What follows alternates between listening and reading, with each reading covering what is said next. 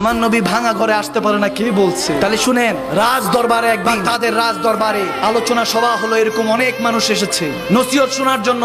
এক মা তার মেয়েকে নিয়ে ওই নসিহত শোনার জন্য গিয়েছে। যখন নসিহত শোনার জন্য ভিতরে প্রবেশ করছিল, ওখানে প্রজা আটকে দিল, বলতেছে ইনভাইটেশন কার্ড হ্যাঁ আপকে পাস? একটা ইনভাইটেশন কার্ড লাগবে, ওটা কি আছে? বলে না, আমাদের কাছে কিছু না, আমি তো ভেবেছি কোরআন সুন্নাহর মেহফিল হবে, আমরা শুনতে এসেছি, এখানে যে কার্ড লাগে এগুলো তো জানি না। বলে কার্ড ছাড়া ঢুকা যাবে না। এখন ছোট্ট মেয়ে মার দিকে তাকায় আছে ফেল ফেল করে। মা কি বলবে? মা বলতেছে ঘবরাও মত মেরে হুজুর, বাস দালান কোঠা মে नहीं आता झोपड़ी में भी आता है। চলো যা আছে মনে সেগুলি তেলাওয়াত করব, কোরআন তেলাওয়াত করব। মা মেয়েকে নিয়ে ঘরে চলে গেল, তেলাওয়াত করছে সারা রাত।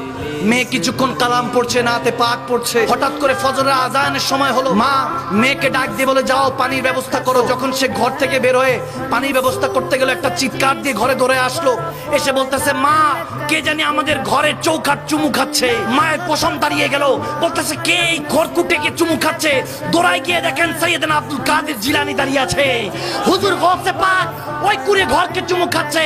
তখন ওই মাটা চিৎকার দিয়ে বলতেছে ইয়া গৌসে পাক, আপনি এখানে এসেছেন আমার এই গরিবের ঘর চুমু খাচ্ছেন? বলে না দান মহিলা, তোর ঘর চুমু খাচ্ছি না, একটু আগে তুই এখানে জিক্রে মুস্তাফার মধ্যে ফিরা ছিলি, আমার হুজুর এখানে এসেছে, এই জন্য আমার রসুলের পাকের নকশা কদমে চুমু খাচ্ছি। সুবহানাল্লাহ।